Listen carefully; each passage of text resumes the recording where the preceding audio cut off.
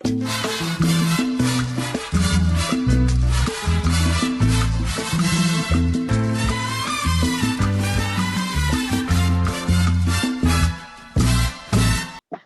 ¿qué tal a toda nuestra audiencia? Bienvenidos, bienvenidas a este nuevo programa de la Mesa Redonda.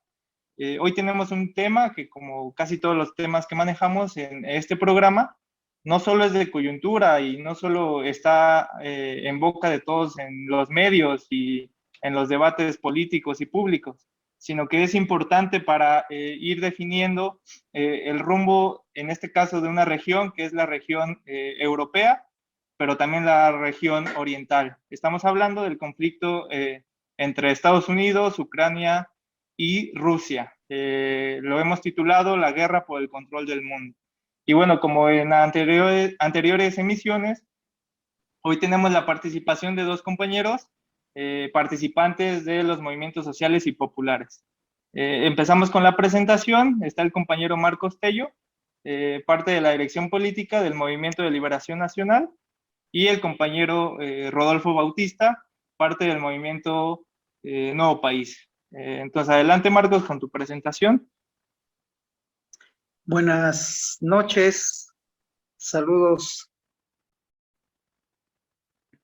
Pues yo creo que particularmente el conflicto que prácticamente está impactando a todo el mundo, este conflicto que aparece entre Rusia y Ucrania, en realidad es consecuencia de una ofensiva que podríamos llamar estratégica, de una contraofensiva que hoy encabeza el gobierno de los Estados Unidos a nombre del llamado bloque occidental, particularmente contra Rusia, contra China y contra los procesos diversos que ponen en cuestión su hegemonía. Entonces, es un conflicto construido, es un conflicto deliberado que está relacionado con una táctica y una estrategia de Rusia, que trata de ponerla en una condición de debilidad, particularmente en todo lo que tiene que ver con lo que se llama el equilibrio del terror. Como todas y todos ustedes saben, los acuerdos que hay en torno a la distensión nuclear giran particularmente alrededor de un presupuesto básico. Las dos potencias principales, Estados Unidos y Rusia, en este terreno del armamento nuclear, deben tener el tiempo suficiente para poder responder a un ataque. Es decir, tienen que garantizar lo que llaman la destrucción garantizada, el aniquilamiento mutuo. Entonces, esto se asegura en los cálculos de estos equilibrios del terror en el marco de los tiempos que durarían en llegar los misiles, en este caso estadounidenses, a Rusia, y el tiempo que tendría Rusia para responder a este ataque. El cerco a Rusia particularmente violenta este presupuesto del equilibrio del terror al acercar las posiciones de la OTAN, que en realidad son las posiciones de Estados Unidos y sus aliados, ¿sí? Al acercar estas posiciones a las fronteras rusas, este presupuesto prácticamente queda anulado para Rusia. Rusia no tendría tiempo de una respuesta. En términos estratégicos, esto llevaría a una situación de debilidad a el segundo poder militar que existe en el mundo, que es particularmente el ruso. Rusia es el cuarto o quinto país en términos de inversión militar, pero en términos de recursos armamentísticos, podríamos decir que ocupa el segundo lugar. Entonces, Estados Unidos necesita mantener bajo control a Rusia, y esto le permitiría avanzar en toda la estrategia de cerco que tiene hacia China, que está relacionada con este acuerdo que han llamado el AUKUS, este acuerdo que incluye el manejo de armas nucleares entre Inglaterra, Australia y Estados Unidos, que tiene como finalidad cerrar el paso a China, la posibilidad de que pueda circular sin restricciones por todo lo que se llama el Mar de China.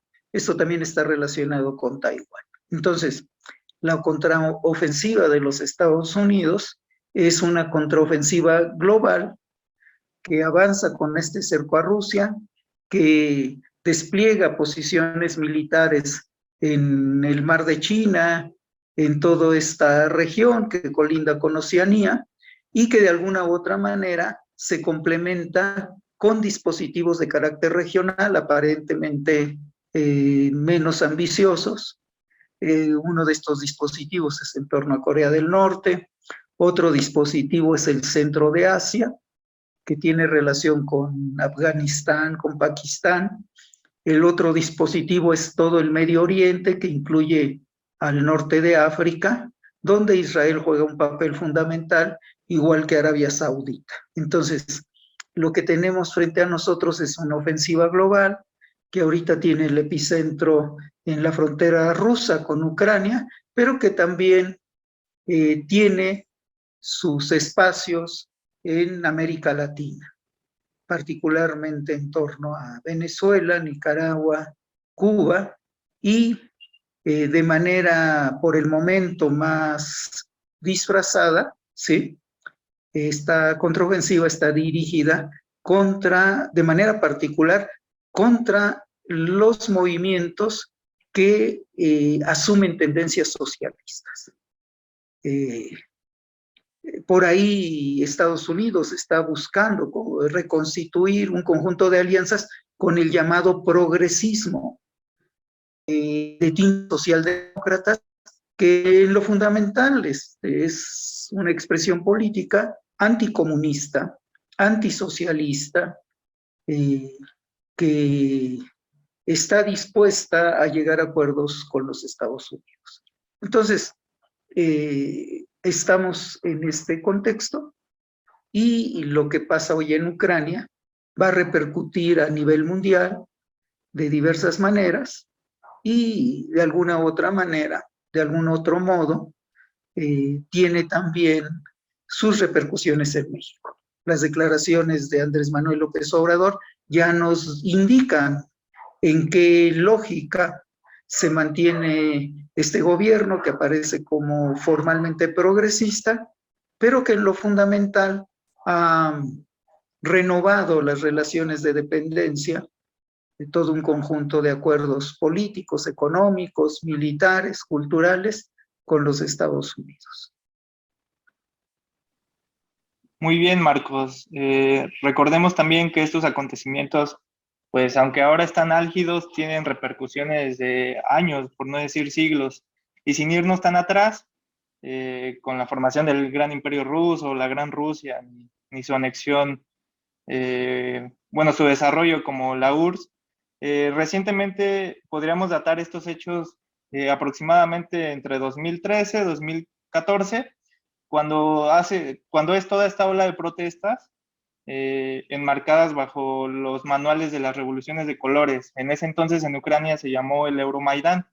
El acercamiento en ese entonces del presidente ucraniano de apellido Yanukovych con Rusia para tener una serie de acuerdos hicieron que se levantaran muchos grupos, muchos sectores, algunos nacionalistas ucranianos, otros de ultraderecha, para pro-europeizantes o pro-europeos, que querían detener este avance de Ucrania hacia Rusia, etcétera, ¿no? Creo que una parte del asunto es esa cuestión, ¿no? Que desencadenó una guerra civil en el área que hoy está en conflicto, la llamada área Donbass, entre Donetsk y Lugansk, posteriormente la llamada anexión de Crimea en Rusia, etcétera, ¿no? Podemos llamar o podemos mencionar que estos nuevos acontecimientos, que son parte de un largo acontecimiento de al menos 10 años de tensiones, son parte de un cerco a Rusia por parte de potencias europeas, Rodolfo. ¿Tú qué opinión tienes al respecto?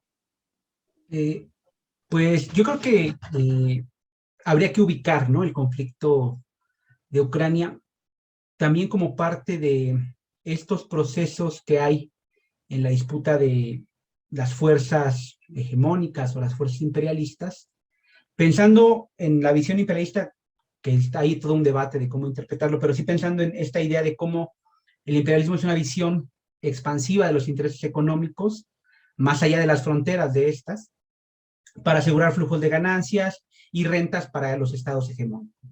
En ese marco yo creo que se inscribe el problema en Ucrania. Pero además se inscribe en lo que se ha llamado el fracaso del Gran Oriente Medio, que es toda la estrategia desplegada particularmente por George Bush, particularmente también por los Estados Unidos, donde esta región geográfica conocida como el Gran Oriente Medio, que abarca los estados del norte de África hasta la Riviera del río Indo, pasando por tradiciones de Oriente Medio y por el Cáucaso, y que los Estados Unidos hablaban de regiones con pocas libertades democráticas, ¿no? Y en esa lógica sabemos cómo se mueven los estadounidenses a la promoción de la democracia, y era esta visión de situarse, ¿no?, en las regiones con recursos económicos, particularmente petroleros, ¿no? Y todo eso fracasó. Todo eso hoy lo vimos con el retiro de tropas de Estados Unidos en Afganistán, en Irak, etc. Y ese fracaso llevó a los estadounidenses a reconfigurar sus relaciones con los actores a nivel global, particularmente con Europa, con Rusia y con China. Toda la estrategia que va a desplegar Donald Trump a lo largo de su gobierno va a ser una idea de resometer otra vez a Europa a través de reclamar ciertas presiones y acuerdos económicos, detener la expansión o el proceso de reconfiguración de Rusia que va a tener en los últimos años, particularmente a partir del inicio del siglo XXI, y todo este proceso expansivo que de alguna manera está presente en China, ¿no?, tanto a nivel económico como militar, ¿no?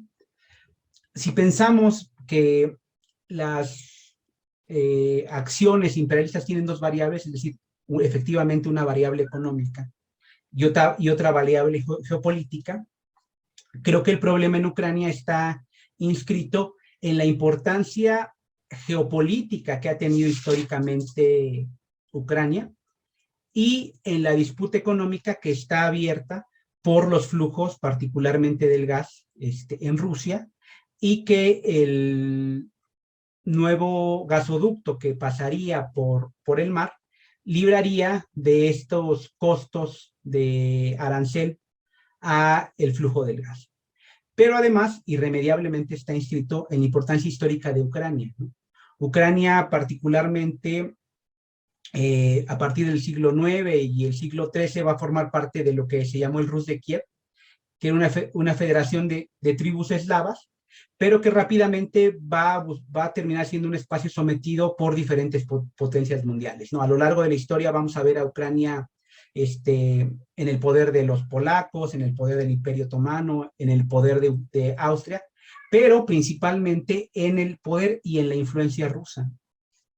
Lo que hoy conocemos como los territorios ucranianos no van a ser un espacio homogéneo, ¿no? Particularmente la parte oriental va a ser una zona con fuertes influencias rusas y que a lo largo de la historia van a terminar siendo parte de la Federación o de la República Socialista de Ucrania. Y toda esta parte oriental va a ser un espacio prorruso históricamente. Y la parte occidental va a tener una visión más pro-europea. Esto que tú ya decías, que hay un proceso en el que después de la Segunda Guerra Mundial, entre el 39 y el 45, va a haber procesos de acercamiento con Rusia, va a ser una fuerte influencia Rusia, y bueno, todo esto que ya vimos, ¿no?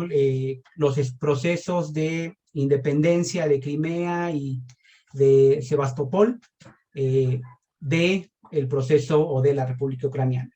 Ahí entra la influencia geopolítica o geoestratégica que está inscrita, ¿no? Sebastopol es el lugar donde está una de las principales bases rusas, y además, bueno, la importancia de que Ucrania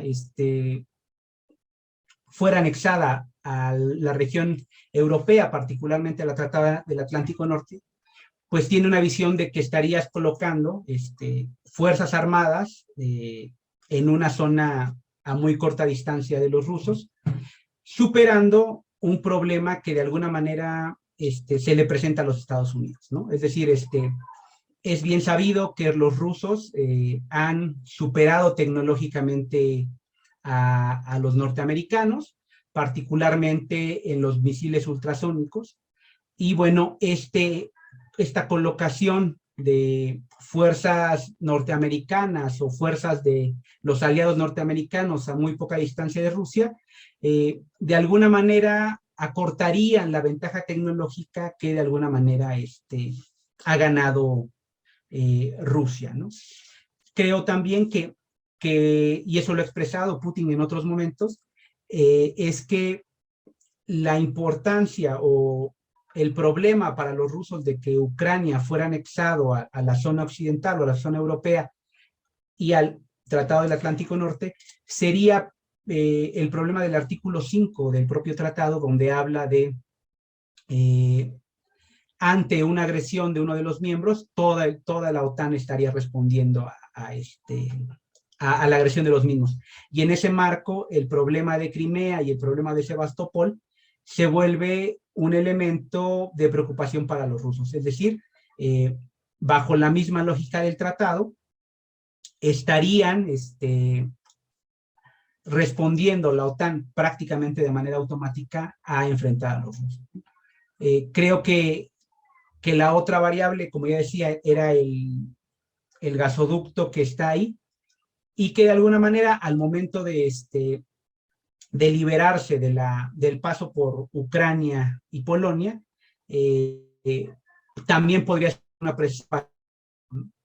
Pero todo esto, como inicié mi alocución, tenía que ver con esta disputa por lo que se llaman las líneas rojas, ¿no? Las zonas de influencia que de alguna manera garantizan ciertos equilibrios estratégicos o militares, ¿no?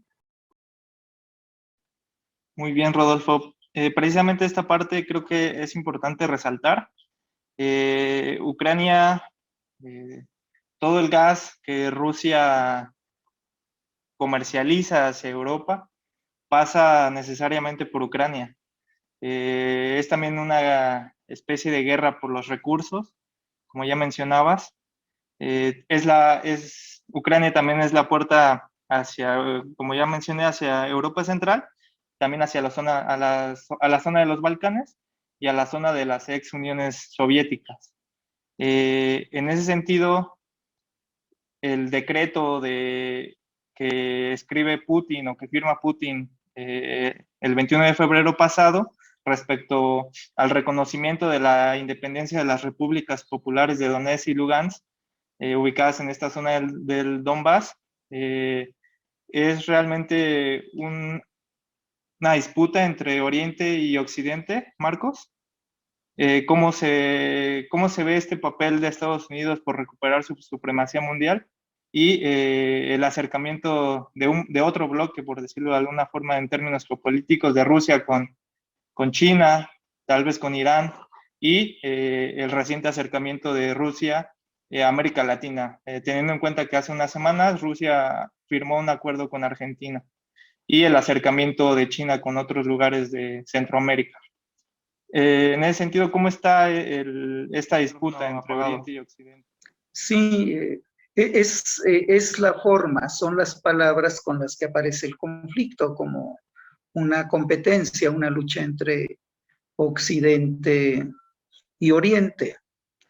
Hay otros elementos, pues, ¿no? Que pocos se nombran, que pocos se ponen en la mesa de la discusión, que tienen que ver con la naturaleza del capitalismo.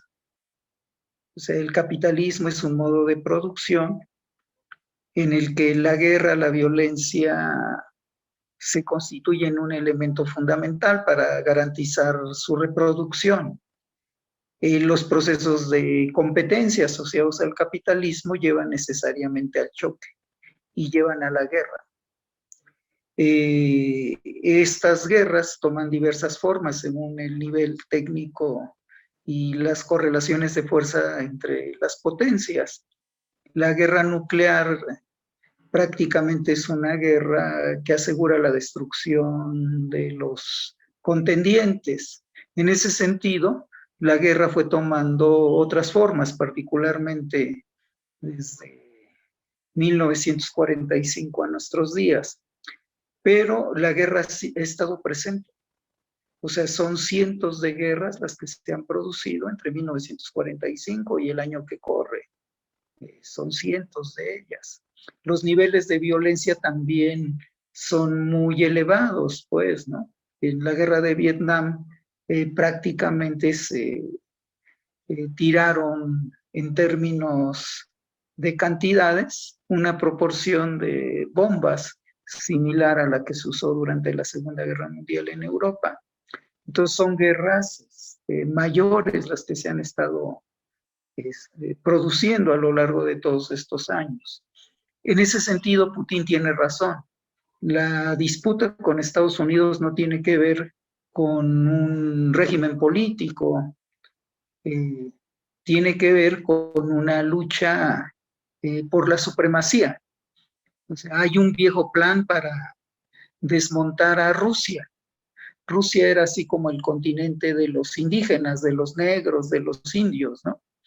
Entonces había que fraccionar a Rusia. Además hay otro elemento que tiene relación con las doctrinas geopolíticas. Diversos analistas han planteado que las potencias que controlen toda esta parte central de Asia y el oriente de Europa tienen las posibilidades de dominar el mundo. Y esto es lo que se está configurando en este último periodo, pues, ¿no? China y Rusia son quienes están ocupando este espacio geográfico y humano que es fundamental. Así lo visualizaron desde hace muchos años diversos teóricos de la geopolítica. Entonces, en esta pelea hay algunos procesos estructurales, pues uno de ellos es la competencia entre potencias capitalistas.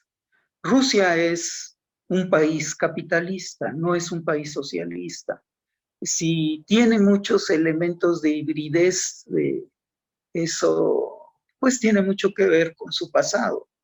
Existe un capitalismo de Estado fuerte que no se reivindica socialista, a diferencia del proyecto chino, que abiertamente se asume marxista, socialista y está hablando del comunismo, en una estrategia de largo plazo que entre comillas es cómoda para los chinos porque está a la espera de la decadencia estadounidense que se ha venido haciendo más pronunciada de 2008 para nuestros días. Se ha hecho mucho más aguda desde la crisis de 2008-2009.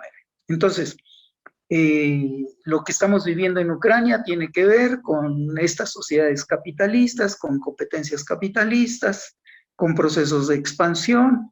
En este contexto particular, coyuntural, es Estados Unidos quien asume la ofensiva general. Podríamos decir que Rusia está, entre comillas, a la defensiva. Digo entre comillas porque busca conservar un espacio básico para la defensa, ¿sí? De la Rusia, pues, ¿sí? Aunque esto también, como decía Rodolfo, lo ha de alguna u otra manera suplido con el avance tecnológico en este terreno de militar.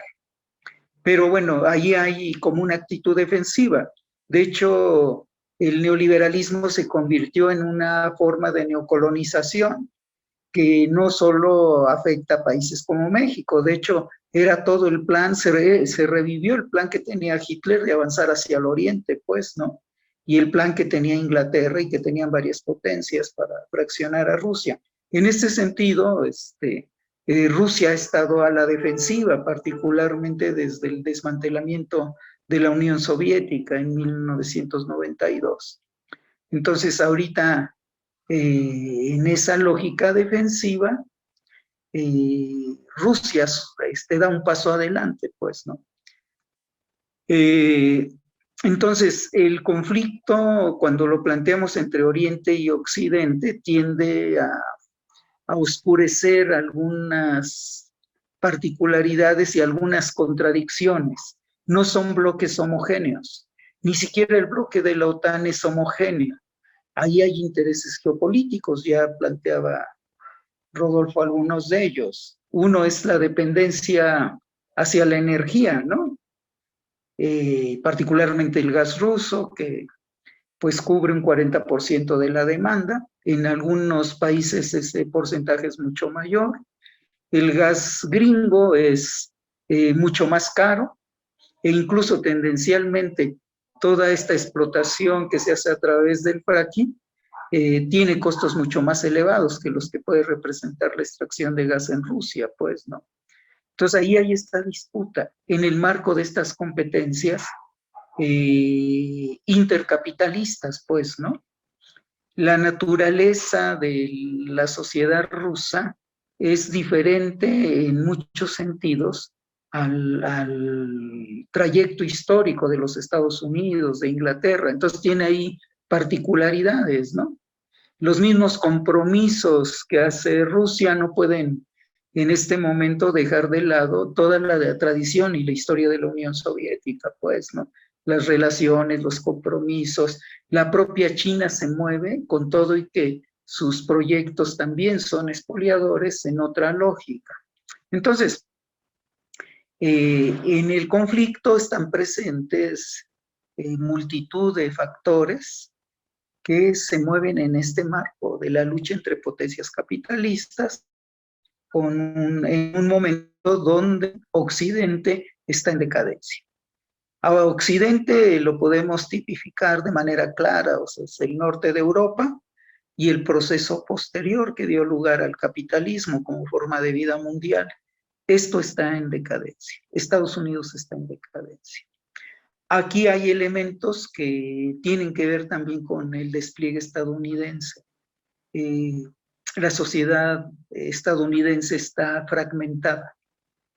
Las contradicciones internas que tiene no le permiten relanzar su proyecto hegemónico. Esta es una debilidad estratégica de corto y largo plazo. Lo trata de suplir en este momento generando una causa, pues, que puede ser común, entre comillas, al pueblo estadounidense, que es la guerra contra Rusia y contra China, o es esta competencia. Coyunturalmente Biden está en quiebra, pues, ¿no? Su nivel de aceptación está por debajo del 50%, tiene la competencia del otro populismo, el populismo abiertamente fascistoide, que es el de Donald Trump, ¿sí? En esta competencia que luego aparece entre Oriente y Occidente, en realidad, en esa competencia, en realidad luego se disfraza la competencia entre el bloque estadounidense. O sea, las contradicciones que se producen dentro del bloque estadounidense y particularmente dentro de la sociedad gringa. Entonces, lo que hoy está sucediendo ahí está atravesado por multitud de contradicciones. No solo la disputa esta formal de Oriente-Occidente, está también atravesado por las contradicciones internas, particularmente del bloque occidental, motivadas por este proceso de decadencia. Entonces, habría que empezar a preguntarse si asistimos a un cambio dentro de las estrategias, ¿no? Yo con esto quisiera cerrar esta parte de la intervención.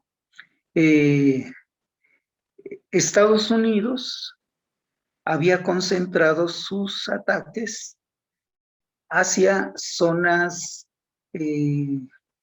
periféricas a lo que son los dos grandes polos de poder oriental, ¿no?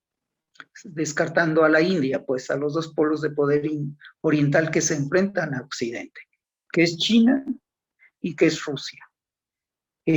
Había desarrollado estrategias de contención, ¿sí? Pero no se había planteado ofensivas como las que hoy estamos viviendo y que ponen al mundo al borde de una confrontación de consecuencias y pues catastróficas, pues, ¿no? Entonces, esto habría que verlo, si esto es un nuevo elemento que va a estar presente. Ahora, había que preguntarse, porque es muy importante, ¿qué va a suceder si alguna de estas potencias pierde?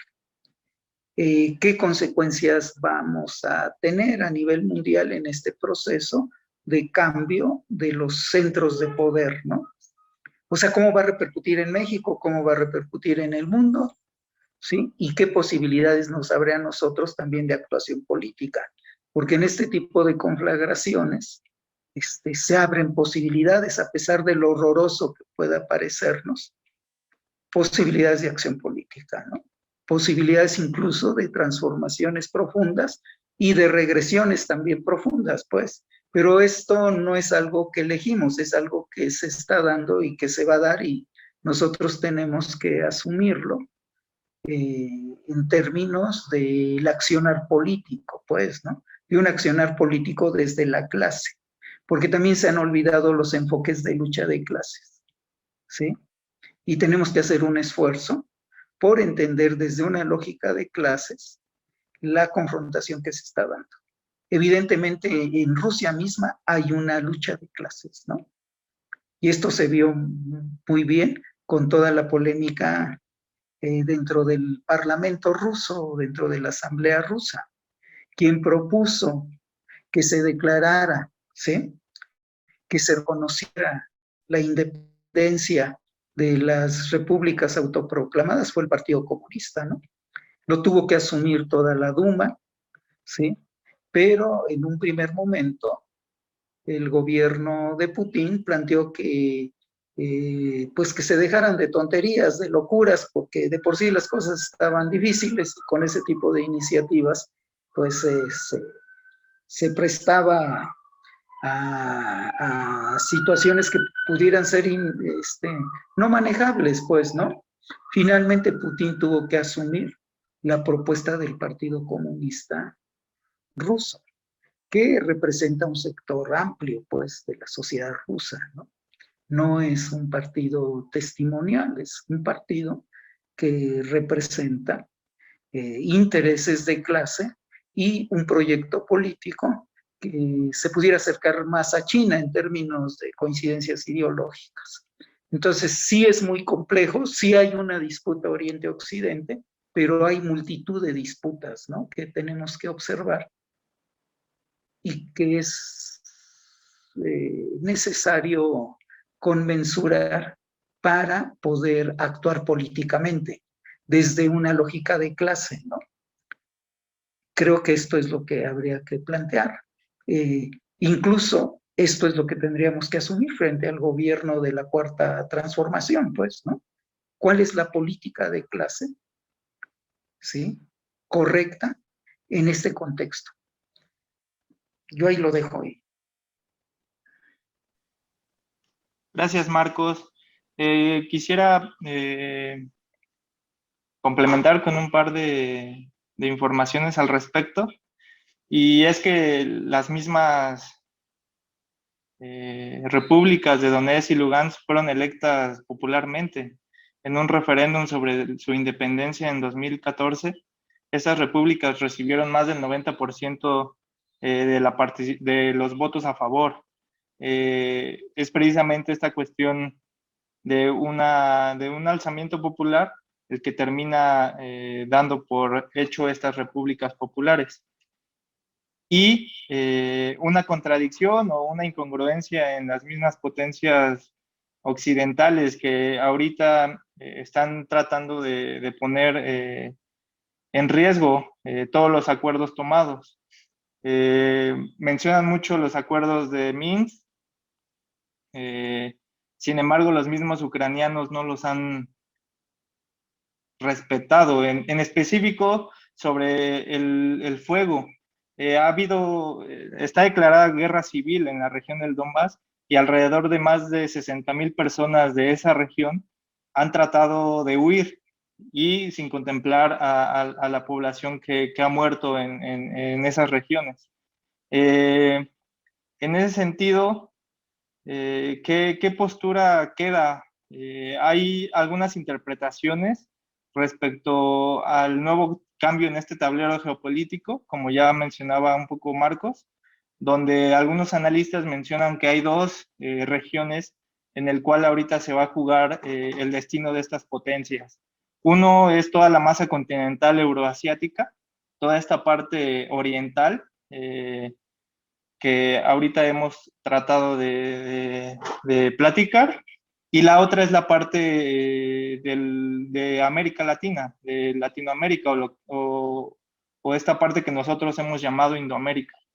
Respecto a esta posición, Rodolfo, ¿qué elementos considerarías de estas regiones en este tablero y geopolítico entre estas dos potencias? Y como ya menciona Marcos, dar más elementos al respecto, no solo de mencionar que es un imperio bueno contra un imperio malo o que los dos son capitalistas per se, ¿no? Entonces, ¿qué elementos darías para que desde estas mismas regiones, desde las propias clases trabajadoras, populares, etcétera, reivindiquen una posición? Sí, yo creo que, o retomaría parte de lo que hemos comentado, ¿no? Esta disputa en Ucrania es la punta del iceberg de una serie de despliegues político-militares que están en todo el mundo, ¿no? Creo que la vertiente económica es un factor que incluso no permite el avance o en este momento el despliegue de la guerra. Si bien, como decías, en la región euroasiática es lo que hoy se disputa, la parte de Ucrania, los propios intereses alemanes son los que, aunque han detenido el gasoducto ruso, también es esta dependencia que ya explicaba Marcos, ¿no? Es una dependencia que de alguna manera no vas a poder suplir los norteamericanos con su gas shale y que de alguna manera no logra someter a Europa, ¿no? Cuando yo decía que el despliegue de la recomposición de la hegemonía norteamericana estaba en esta idea de someter a Europa, los intereses regionales o los intereses europeos también juegan en la forma en que se despliega esta estrategia de recomponer su liderazgo de los Estados Unidos, ¿no? Estamos inscritos en una disputa por la hegemonía global y estos dos actores que quedan sueltos, como es el caso de Rusia y es el caso de China, tienen un poco de características diferentes. Rusia sí ha tenido, si bien como decía Marcos, comparte esa idea de que ha tenido una actitud defensiva en los conflictos a nivel global, sí ha tenido momentos de incidencia político-militar, ¿no? El ejemplo concreto es el caso de Siria, ¿no? Frente a la incertidumbre y el avance de los yihadistas y ciertas fuerzas chechenas, ¿no? Rusia acompaña el gobierno de Assad, impide su caída y de alguna manera lo reafirma en el gobierno para avanzar también en la posición de algunas bases militares y la colocación de un frente o una zona que particularmente no exploraba, ¿no? Los rusos, ¿no? O no asumían como un espacio de sus líneas rojas. Y en esta disputa geopolítica está el otro actor del que hemos hablado poco, aunque avanza de manera importante, que es China, que si bien no tiene elementos militares desplegados de manera permanente, como es el caso de Rusia y Estados Unidos, su avance económico comercial es un factor de la disputa que está presente. China ha tenido, bueno, ya lo sabemos, procesos de crecimiento del 7%, en pandemia fue el único país que tuvo crecimiento pese a que todos cayeron, y en ese marco está inscrito la otra parte de la disputa que está presente, ¿no? Y que es la otra región que tú mencionas, ¿no? Que es el propio contexto latinoamericano. Como sabemos, China en América Latina paulatinamente ha ido avanzando en acuerdos comerciales de alguna manera, frente a esta reconfiguración de la estrategia norteamericana a retomar América Latina, ¿no? Que tiene que ver con todo el periodo de Trump, donde había roto esta visión de la economía de tratado regional por un despliegue bilateral que de alguna manera se lo aplicó a México, aunque el TEMEC está inscrito por Canadá, pero la presión principalmente estuvo sobre México, y todas estas partes de acuerdos con Brasil, con Chile, etcétera, que eran una estrategia para frenar el avance económico de China en la región, ¿no? Es bien sabido cómo el canal que pretendía construir China en Nicaragua tuvo una serie de presiones políticas y económicas para evitar su despliegue, ¿no? Y en consecuencia surgió todo este plan de alguna manera entreguista del canal transísmico que le presenta López Obrador a los Estados Unidos para también ser un freno a esta estrategia de China en la región. Pese a ello, y pese a la propia crisis económica de Estados Unidos y esta presión de generar tratados económicos, el avance de China en la región es evidente, ¿no? Incluso el propio gobierno de López Obrador, aunque no ha generado grandes acuerdos, aunque públicamente ha dicho que su corazón está con la estrategia de recomposición de la hegemonía estadounidense, quedan abiertas las posibilidades de acuerdos con China, ¿no? No lo está haciendo el gobierno federal, pero es una posibilidad que está ahí presente. Ahora, la propia posibilidad de una guerra en Ucrania tendría como impacto inmediato, y que ya se viene gestando desde hace algunos meses o algunas semanas, el alza de los precios del petróleo, que pone en una contradicción económica al gobierno mexicano, ¿no? Si bien como país productor es conveniente, ¿no?, el alza de los precios, hay mayor dinero, frente a la incapacidad de refinación de gasolinas, este propio aumento generaría impactos en los consumidores mexicanos. Además de ello, ante la volatilidad económica del país, la posibilidad del alza de las tasas de interés serían un elemento que también afectaría en general, no solo a la economía mexicana, sino a la economía regional. Creo que la propia postura del gobierno mexicano termina por favorecer a los Estados Unidos y elevar las tensiones a nivel regional en Europa sobre el propio conflicto, ¿no? Su visión de la no intervención de México y el abrazarse a la famosa doctrina Estrada, termina por no tener una posición del país frente a un conflicto que podría tener impacto global en esta disputa entre potencias, ¿no? Creo que ahí es donde Marcos plantea esta idea de repensar cuál es la posición desde una perspectiva de clase, ¿no? Creo que estamos metidos en un proceso de disputa entre fuerzas hegemónicas, pero más bien, y esa es la pregunta que yo creo que sigue abierta, ¿cuál es el papel que el gobierno mexicano no lo va a hacer, por supuesto, pero que las fuerzas que apuntan a una visión diferente de país y de mundo, tendrían que tomar en cuenta frente al conflicto global que estamos viviendo?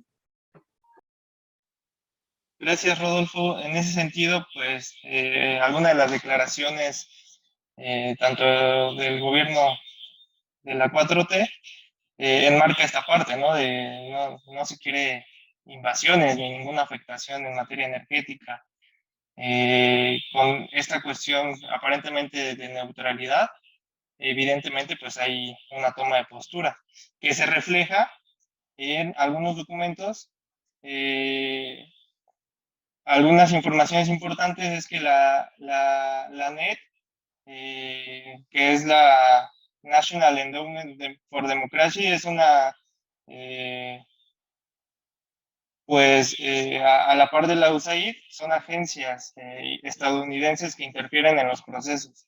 Entonces, esta parte de la neutralidad realmente a veces hasta parece ya pues demasiado gastada, donde mencionan varios documentos de que la NED desde 2014 ha utilizado más de 22 millones de dólares en propaganda contra Rusia y propaganda pro Europa en Ucrania. Estos papeles aquí están, esta filtración de estos elementos los hace Alan MacLeod del portal Mint Press News, donde menciona esta parte, ¿no? Se ha gastado 22 millones de dólares en librar una guerra informática contra Rusia en este conflicto en particular, ¿no? Y eso nos lleva a esta toma de postura, ¿no? Creo que una toma de postura, como ya lo mencionaba Marcos, tiene que ser denunciando todos estos hechos, tanto de la que hacen todas estas agencias, ¿no?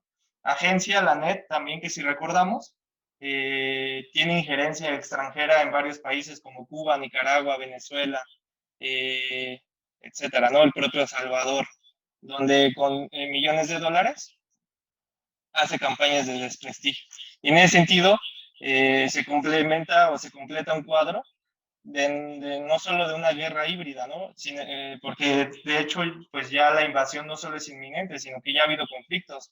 Desde 2014 están estas disputas, ¿no? Esta guerra civil en toda la parte este de Ucrania. Entonces, en ese sentido, creo que le preguntaría a Marcos, ya para ir cerrando un poco, ¿qué elementos de esta postura que menciona habría que reivindicar, pues, qué postura debería o tendríamos que ir avanzando desde los propios movimientos sociales y populares ante este conflicto, ¿no? Y qué repercusiones tendría en la región, no solo en el país, tanto en México como América Latina, estos acontecimientos y sus conclusiones, cómo se vayan desarrollando. Una inminente invasión, aunque ya está el conflicto más que encontrado, ¿no? Entonces, con esta pregunta cerraría para ambos. ¿Qué repercusiones tendría para América Latina y el propio país una eventual invasión o una posible derrota, ¿no?, de Estados Unidos y la OTAN bajo el marco de esos escenarios? Entonces, adelante, Marcos. Sí, bueno, desde esta lógica de clase, habría que avanzar por donde tú estás abriendo brecha. En Ucrania, el gobierno actual es producto de un golpe de Estado. Incluso fascista, pues, ¿no? Fueron bandas fascistas apoyadas por Estados Unidos, las que, con el apoyo de un sector de la burguesía y de poblaciones nacionalistas, interrumpió la gestión del gobierno que había sido electo en un proceso liberal, pues, que suele llamarse democrático. Pues yo ahí tengo mis dudas, ¿no?, de llamar a estos procesos democracia, pero bueno, lo que se produce es un golpe de Estado por fuerzas de extrema derecha, ¿sí? Todo esto en un contexto de violencia anticomunista. Está la masacre en la Casa de los Sindicatos, protagonizado por estas bandas, y está toda la campaña de destrucción de los símbolos soviéticos, de los símbolos del comunismo, ¿sí? En ese sentido, los sectores ucranianos que protagonizaron estas acciones se empalman directamente con las tradiciones fascistas, con el colaboracionismo, con el ejército nazi. Y en esta aventura prácticamente estuvieron todas las facciones de la élite estadounidense. Los dos grandes bandos, que en realidad es mucho más complejo, pues, ¿no? La nueva derecha estadounidense, la derecha tradicional, y este bando que se ostenta como demócrata, pues, ¿no? Entonces, por ahí habría que abrir brecha y plantear una caracterización desde esta lógica de clase de lo que ocurrió en Ucrania, ¿no? Ahora, esta acción tiene que ver con una ofensiva estadounidense que pretende socavar las bases del Estado ruso. Desde una lógica de clase hay que denunciar esta acción, pues, aunque no coincidamos con Putin, pues, ¿no? Aunque tengamos críticas a su proyecto capitalista y a las visiones ahí, a veces arbitrarias sobre la historia rusa, ¿no? Hay multitud de ejemplos donde él habla, por poner uno, del golpe de Estado que protagonizó Lenin en 1917. Si hablamos de golpe de Estado, no hay golpe de Estado más grande que el que protagonizó Yeltsin y él mismo, ¿sí? Durante todo este proceso de desmantelamiento de la Unión Soviética, que operó en contra de la legalidad soviética, de la legalidad instituida, que tiene que ver con un asalto a la Duma, o no era Duma en este caso, un asalto a la Asamblea, pues, ¿no? A la Cámara de Diputados. Entonces, en una línea de clase, sin dejar de marcar, pues, una crítica hacia el gobierno de Putin y a su sector representado por él, que es esa oligarquía rusa, habría que hacer clara mención de toda esta actitud expansionista, injerencista, intervencionista de los Estados Unidos, que además tiene este ribete fascistoide. Por eso creo que es correcto insistir que el tema del fascismo está inserto tanto en el populismo de derecha como en el populismo liberal o progresista, pues, ¿no? Entonces, esta es una primer cuestión. En ese sentido, ¿sí? Nosotros tenemos que apoyar la consigna o los planteamientos que está haciendo el Partido Comunista de la Federación Rusa, que están haciendo los partidos de las comunistas de las repúblicas soviéticas, ¿sí? En varios terrenos, pues, ¿no? Que tienen que ver con esta reconstitución de este espacio desde una perspectiva socialista, pero que también tienen que ver con un cuestionamiento a la ofensiva estadounidense y a la defensa de sus derechos nacionales. Ahí hay derechos nacionales del pueblo ruso, pues, ¿no? Que con todo y que sean una potencia, ¿sí? Aparecen como objeto de agresión, como objeto de despliegue colonialista. Entonces creo que esto habría que irlo estudiando, irlo precisando, ¿no? Ahora, finalmente, ¿qué va a pasar, pues, no? Bueno, aquí, pues, es ocioso hacer adivinanzas, uno hace proyecciones a partir de ciertos escenarios, uno hace deducciones. No queda claro hasta dónde ha avanzado el proceso de putrefacción del bloque occidental, ¿no? Del capitalismo occidental, particularmente de los Estados Unidos. Lo que sí es, digamos, cuantificable es que entre 2008 y 2009, ¿sí? Se dio un proceso que reconfiguró la base económica del mundo, en el cual Estados Unidos, ¿sí? Con todo y el crecimiento que tuvo a lo largo de 10 años, quedó en segundo plano con respecto a China. China se dispara en este periodo y Rusia empieza a aparecer como una posibilidad, ¿sí? De competencia financiera, de competencia económica, por la cantidad de recursos naturales que se han venido convirtiendo en activos económicos, pues, ¿no? Entonces, aparece no solo como una potencia militar en términos de que logra desarrollar todo un conjunto de tecnologías, sino como una potencia con posibilidades financieras mayores, ¿sí? Que tiene problemas en términos de la pequeñez de su población, pero que tiene una potencialidad que de momento no tiene Estados Unidos y ya no tiene Europa, pues, ¿no? Entonces, habría que, desde esta lógica, o sea, de la competencia del choque por parte de Estados Unidos, parar estos procesos, ¿no? Entonces, en términos económicos, Estados Unidos ya no puede. En términos de innovación científico-técnica, ya no puede.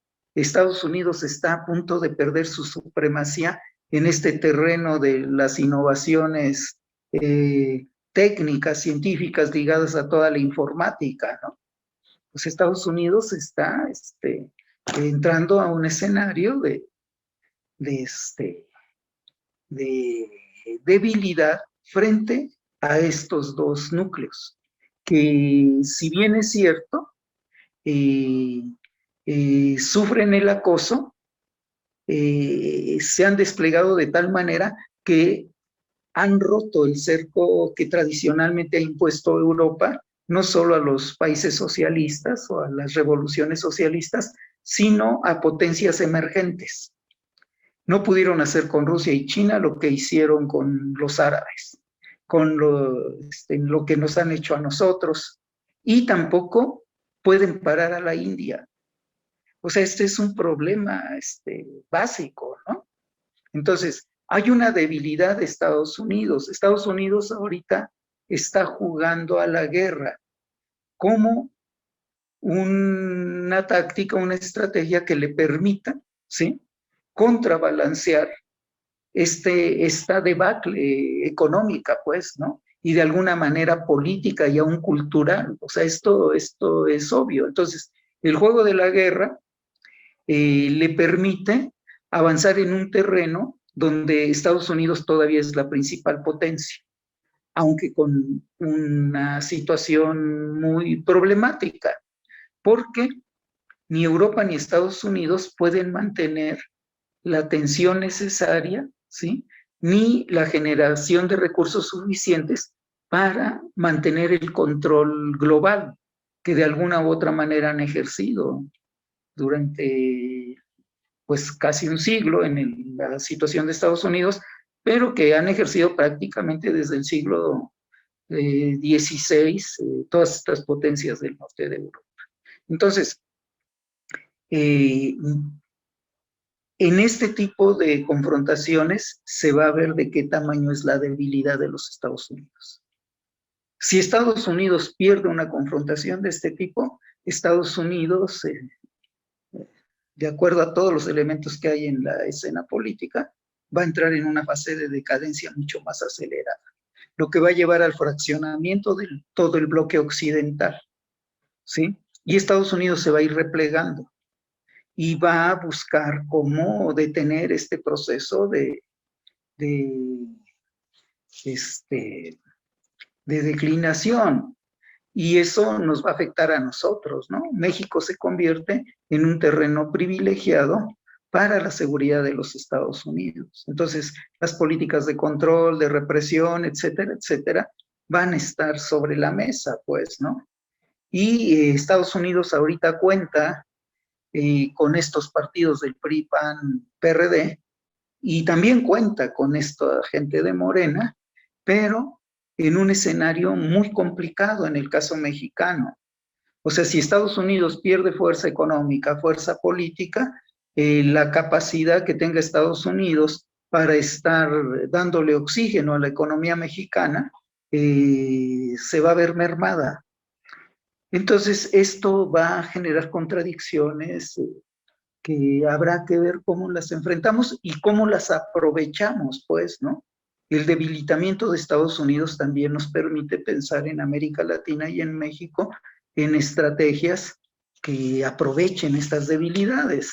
y que tiene que ver también con el juego diplomático, con estas fuerzas internacionales, ¿no? Que no son tampoco almas de Dios o peritas en dulce, son fuerzas que luchan por la supremacía, pues, ¿no? Detrás de ese llamado el multilateralismo, en realidad lo que se encuentran, o sea, lo que está detrás son luchas por la hegemonía, ¿no? Entonces, una estrategia de clase, una estrategia revolucionaria, tiene que aprovechar esto y tiene que apostarle, y esto lo digo así de manera abierta, sin cortapisas, ¿sí? Tiene que asumir, ¿sí? El bando de los que están contra Estados Unidos. O sea, tenemos que cerrar filas contra Estados Unidos, porque es el principal obstáculo que tenemos para resolver los grandes problemas nacionales y para avanzar en la unidad de Indoamérica, pues, ¿no? Para avanzar en la unidad de Latinoamérica y el Caribe. Entonces, ahí no podemos vacilar desde una posición de clase, desde una posición socialista, pues, ¿no? Y ahí no podemos hacerle concesiones pues a esta gente de obradorismo, pues al propio presidente que pues es campeón de la simulación, pues, ¿no? De la ambigüedad, jugándole a un neutralismo que no existe. No hay neutralidad en esta circunstancia, ¿no?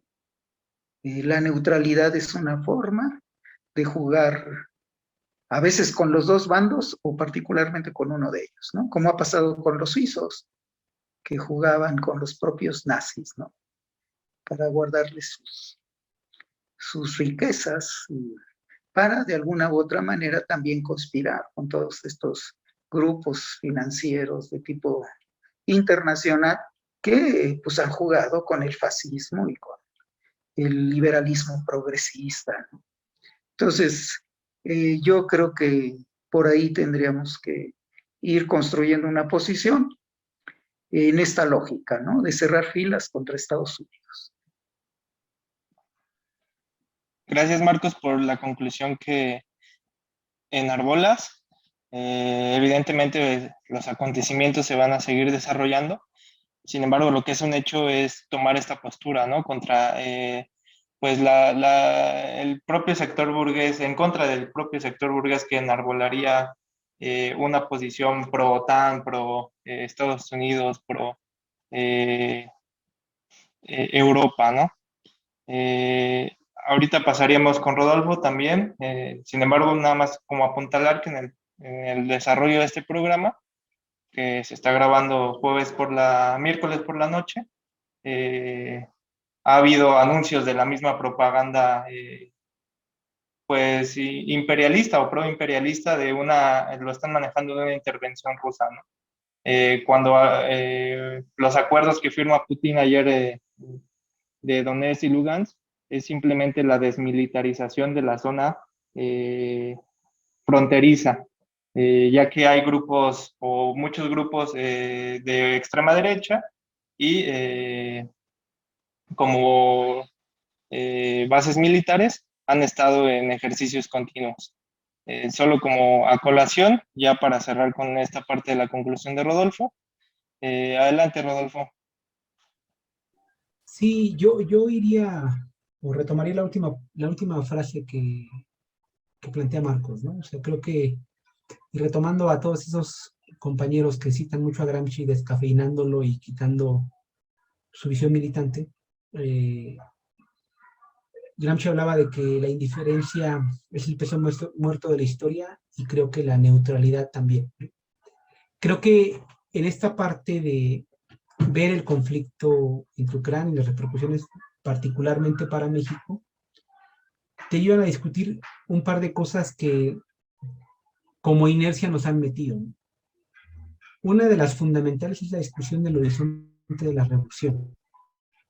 Hoy está dibujada frente a este cadáver del muerto, que una y otra vez nos dicen que ir más allá de lo que se puede hacer, nos pone en una contradicción frente al imperio. La otra tiene que ver con romper con esta inercia de lo que algunos autores llamaban como el consenso de commodities, ¿no? pareciera que en aras de lo que se ha llamado como las ventajas estratégicas, México sigue siendo un país de exportación primaria, de exportación de minerales, de exportación de granos, e incluso en muchos sentidos ya ni siquiera eso, ¿no? Creo que tenemos que romper también con la idea que nos han inscrito de que la democracia se resuelve en las urnas y avanzar en la idea de una democracia que se construye desde las comunidades y desde los pueblos. Y en esa lógica repensar el modelo de acumulación que se requiere frente al periodo, pero no como un elemento para adecuarse a los mandatos del imperio estadounidense. Y en ese sentido, los alcances que tienen las visiones progresistas en el continente, ¿no? Si bien es cierto, es necesaria una redistribución del ingreso, un repensar la forma en que interviene el Estado en el mercado, creo que lo que hoy se tiene no es suficiente para enfrentar los retos que se ha dicho, y no solo por las posturas de izquierda o por los recalcitrantes comunistas, sino por incluso el foro de Davos y otros, es que el neoliberalismo está agotado. Hoy, el propio conflicto de Ucrania es parte de una estrategia de reflote del capital, una disputa entre fuerzas proimperialistas y un reacomodo de esos equilibrios, ¿no? Me parece que hace unos días, ayer, antier, hubo una comunicación entre Biden y Putin. Se habló de que Ucrania, de que la OTAN no estaría recibiendo a Ucrania en el tratado, y por ende parecería que hay un repliegue de los Estados Unidos por ahora frente al propio conflicto global, ¿no? Eso, como siempre, sabemos que no es que Estados Unidos ceje en su voluntad de integrar a Crimea en la parte occidental, pero sí nos lleva a revisar cuáles serían las estrategias que estaría desplegando ahora. Yo creo que nada más la diferencia que tendría con Marcos es que creo que Estados Unidos una y otra vez ha estado, por lo menos en el último periodo, teniendo derrotas, ¿no? Y esta creo que es una derrota más, que no por ello garantiza que Estados Unidos pierda por lo menos un cierto papel estratégico, pero sí que en el proceso global de disputa entre potencias, no le está alcanzando ni las herramientas financieras que ha desplegado para hacer presión tanto en América Latina como en Europa, ni el despliegue militar para poder imponer su voluntad. Creo que paulatinamente se está viendo un corrimiento en la hegemonía estadounidense, aunque no sé si podríamos hablar que está derrotada, ¿no? Creo que nos lleva a repensar cuál es la estrategia en el continente, si es suficiente el cambio de gobierno para retirar o debilitar la influencia estadounidense en nuestros países, y de no serlo así, cuáles son los despliegues que tendríamos que desarrollar a la par de esta idea de participar en los procesos electorales. Muchas gracias, Rodolfo. Muchas gracias, Marcos. Como siempre, el tiempo siempre es el factor para, para dar por terminadas estas sesiones, estos programas llamados Mesa Redonda por parte de la Agencia Informativa Prensa Comunitaria Continental, un esfuerzo que nace precisamente para dejar de lado esta neutralidad u objetividad que muchas veces se presenta en los grandes medios y en los medios tradicionales, algunos también independientes, de la objetividad o de la neutralidad a ultranza. Nosotros creemos en esta parte de la toma de postura, y una toma de postura precisamente desde las masas, desde las clases, desde trabajadores, desde profesores, desde maestros, indígenas, etc. Cuestiones que enarbolamos, ¿no? Una posición clara de debate, de análisis y de acción para tomarla o llevarla a cabo en nuestros propios espacios de actividad política, etcétera, ¿no? Con esto damos por terminado este programa.